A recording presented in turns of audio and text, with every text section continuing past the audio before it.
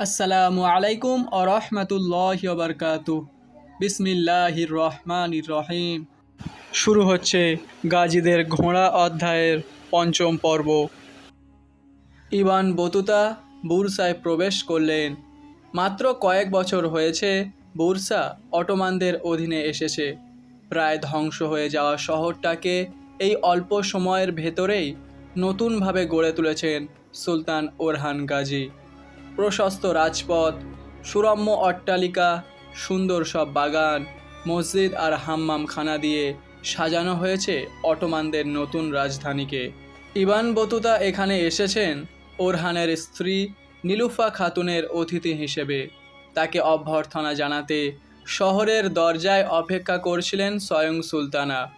শহরে ঢুকে Ibn Battuta দেখলেন তার আসার খবর শুনে অসংখ্য তুর্কি তরুণ ভিড় করেছে। এরা দলে দলে চলাফেরা করে। নিজেদের এরা পরিচয় দেয় আখি বলে। আনাতোলিয়ার একজন অবিবাহিত তরুণের জীবনই ছিল অনেকটা ছকে বাঁধা, কিন্তু এই ছক ছিল এমন, তাতে তারা ক্লান্ত হতো না। ভোর থেকে দুপুর পর্যন্ত কঠোর পরিশ্রম, বিকেলে খেলাধুলা, সন্ধ্যার পর কোনো সুফি আশ্রমে গিয়ে আড্ডা, তারপর ধীরে ধীরে সুফি সঙ্গীতের আসরে ডুবে যাওয়া, তারপর জিকিরে মগ্ন হওয়া, রাত বাড়ার পর জিকিরের ঘোরে বাড়ি ফেরা। প্রত্যেক তরুণী কোনো না কোনো ভাতৃসংঘের সদস্য। প্রতিটি ভাতৃসংঘে আছে এক একটা নাম, তবে সাধারণভাবে এদের সবাইকে মানুষ আখি বলে। আখি মানে ভাই। প্রত্যেক সংঘে থাকে একজন করে সুফি শায়েখ, যার অধীনে তারা জীবনযাপন করে। ইবন বতুতা খেয়াল করলেন এখানকার ব্যবসায়ীরাও কেমন যেন অদ্ভুত। তিনি বাজারে প্রবেশ করলেন, কিন্তু কোনো ব্যবসায়ী তাকে নিজের মাল কেনার জন্য ডাকাডাকি করলেন না। First improve the mind of the man, the improvement of the workshops, factories and the companies will follow. এটা আধুনিক টোটাল কোয়ালিটি ম্যানেজমেন্টের মূল কথা। আজ থেকে প্রায় 700 বছর আগে আনাতোলিয়ার আখিদের মূল কথাও ছিল এটাই। তাসাউফ আত্মার উন্নতির মাধ্যমে মানুষকে উন্নতির দিকে ধাবিত করে, আর উন্নত মানুষ তার পেশাদার জীবনে উন্নত পণ্য তৈরি করে। উন্নত পণ্য উৎপাদন করে যে রিজিক উপার্জিত হয় তা হয় হালাল রিজিক। ক্রেতা ও বিক্রেতা উভয়ই এতে উপকৃত হয়। আনাতোলিয়ায় ব্যবসা আর বিভিন্ন কারিগরি শিল্প নিয়ন্ত্রিত করত ব্যবসায়ীদের এক একটি আখি সংঘ। প্রতিটি শিল্পের জন্য ছিল আলাদা আলাদা আখি সংঘ। কোনো সংঘ হয়তো মাটির জিনিস তৈরি করত, তাদের দোকানগুলোতে কেবল মাটির জিনিসই পাওয়া যেত। কোনো সংঘ আবার তৈরি করত রেশমের জিনিস, তারা শুধু রেশমি জিনিসই বিক্রি করত। যারা ধাতব জিনিস তৈরি করত তাদের দোকানে কোনো অধাতব জিনিস কিনতে পাওয়া যেত না। প্রত্যেকেই নিজের তৈরি জিনিস বিক্রি করত বলে তাদের নিজেদের উৎপাদিত পণ্যের মান সম্পর্কে তারা ছিল সজাগ। প্রতিদিন সকালে আখি শায়েক দোকানগুলো পরিদর্শন বের হতেন। কোনো দোকানে নিম্নমানের পণ্য পাওয়া গেলে শায়েক তা ফেলে দিতেন। দোকানদারের জন্য বিষয়টা ছিল অত্যন্ত লজ্জাজনক। যার সাথে এ ঘটনা ঘটত তার পক্ষে অন্যদের কাছে মুখ দেখানোর উপায় থাকতো না। সাধারণত প্রাথমিক শিক্ষা শেষে যেসব তরুণ কারিগরি শিল্প শিখতে আগ্রহী, তারা কোনো আখি তেকিতে যোগাযোগ করলে তাদের কারিগরি বিদ্যা শেখার সুযোগ দেয়া হতো। প্রথমে তালিব হিসেবে তারা 2 বছর কাজ শেখার পরে দোকানে কাজ করার অনুমতি পেত। আর 3 বছর পর এসব কিশোর তরুণদের একটি পরীক্ষা নিতেন শায়েক। পরীক্ষায় যারা পাশ করত তাদের এক মনোমুগ্ধকর অনুষ্ঠানের মধ্যে দিয়ে আখি হিসাবে ঘোষণা করা হতো। তাদের জন্য নতুন দোকানের ব্যবস্থা করে দেয়া হতো।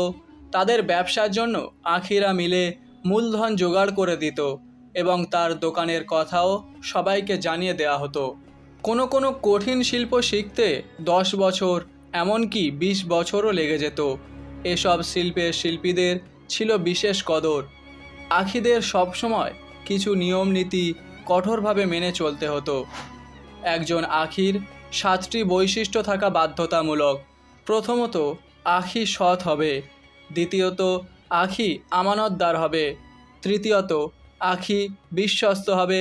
চতুর্থত, আখি দয়ালু হবে। পঞ্চমত, আখি লোভ পরিহার করে চলবে। ষষ্ঠ, আখি উদার হবে, সপ্তম আখি ন্যায়পরায়ণ হবে। কেউ এই বৈশিষ্ট্যগুলো রক্ষা করে চলতে না পারলে তাকে আখি সংঘ থেকে বের করে দেয়া হতো। কোনো শহরে একটা নির্দিষ্ট আখি সংঘই একটা নির্দিষ্ট পণ্যের উৎপাদন ও বিক্রি পুরোপুরি নিয়ন্ত্রণ করত। তাই বহিষ্কৃত আখি সদস্যের শহর ছেড়ে চলে যাওয়া ছাড়া আর কোনো উপায় থাকতো না। তাই অসৎ ব্যবসায়ীদের পক্ষে আনাতোলিয়ায় টিকে থাকা ছিল খুব কঠিন। আখি সততা আর নিষ্ঠার কারণে অন্য যে কোনো অঞ্চলের চেয়ে অটোমান সালতানাত দ্রুত আর্থিক দিক দিয়ে সচ্ছল হয়ে উঠেছিল।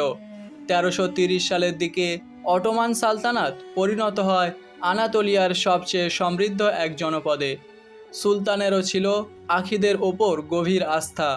নতুন কোনো এলাকা অটোমানদের শাসনের অধীনে এলেই সুলতান সেখানে আখিদের পাঠিয়ে দিতেন। আখিরা সেই অঞ্চলের অর্থনৈতিক কাঠামো তৈরি করতেন। তাই অটোমান সালতানাতের অর্থনীতি ছিল সততা ও নৈতিক ভারসাম্যের এক চমৎকার উদাহরণ। শায়েক ছিলেন আখি সংঘের পরিচালক। প্রতি মাসে 1 অথবা 2 বার আখিদের সম্মেলন বসত। সেখানে তারা শায়েখের নেতৃত্বে কিভাবে নিজেদের কাজের মান আরও ভালো করা যায় তা নিয়ে আলোচনা করত। কারো পণ্যে কোনো খুঁত থাকলে তা নিয়ে হতো গঠনমূলক সমালোচনা। তাদের নিজেদের ছিল শক্তিশালী সমবায় সমিতি। সেখানে তারা প্রতি মাসে কিছু অর্থ জমা করে রাখত, যা দিয়ে গরিব ও অসহায়দের সাহায্য করা হতো। কোনো আখির পরিবার বিপদে পড়লে তাকেও সহায়তা করা হতো। নারীদের মধ্যেও ছিল আখি সংঘের প্রভাব। সম্ভবত পৃথিবীর প্রথম নারী সংগঠনের জন্ম হয় আনাতোলিয়াতেই। নাম ছিল বাজিয়ানি রুম। আনাতোলিয়ার পশমি পোশাক বোনা মেয়েরা এই সংগঠনটি তৈরি করেছিল। এখানে তারা ব্যবসার পাশাপাশি আত্মশুদ্ধির চর্চা করত। তাদেরও ছিল সমাজ কল্যাণ সমিতি। কে কত লাভ করছে তা আখিদের কাছে বড় কোনো বিষয় ছিল না। যেহেতু তারা ছিল সুফি, তাই জীবনযাপনের সাধারণ উপায় উপকরণ হলেই তাদের দিন চলে যেত। আখিদের কাছে যা গুরুত্বপূর্ণ ছিল তা হলো নিখুঁত পণ্য তৈরি করা এবং মানুষকে সন্তুষ্ট করে তাদের দোয়া পাওয়া। তাই পণ্যে ভেজাল দেওয়া, অতিরিক্ত মুনাফা করতে দাম বাড়িয়ে দেওয়া ছিল তাদের জন্য অকল্পনীয় বিষয়। একজন আখি কখনো তার পণ্য কেনার জন্য অন্যকে ডাকাডাকি করতো না, আর তার দোকানে এসে পণ্যের দামাদামিও করা যেত না। সব কিছুই নির্ধারিত দামে বিক্রি করা হতো। প্রতিটি আখি সদস্যকে 3টে জিনিস উন্মুক্ত রাখতে হতো: তার দরজা মেহমানদের জন্য, তার অর্থ তার আখি ভাইদের জন্য, তার দস্তরখান ক্ষুধার্তদের জন্য। প্রত্যেক আখি সদস্যকে তার দেহের 3টি অঙ্গকে 3টি কাজ থেকে বিরত রাখতে হতো: তার চোখকে অশ্লীলতা থেকে, তার মুখকে গুনাহের কথা থেকে, তার হাতকে নিষ্ঠুরতা থেকে।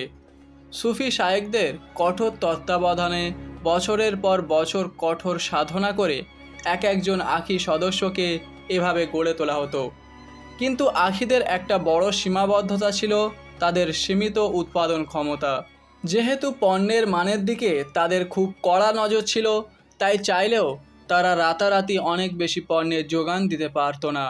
এ কারণে কোনো অঞ্চলের জনসংখ্যা হঠাৎ করে বেড়ে গেলে সেখানকার মানুষকে প্রয়োজনীয় পণ্য সরবরাহ করা আখিদের জন্য অসম্ভব হয়ে পড়ত।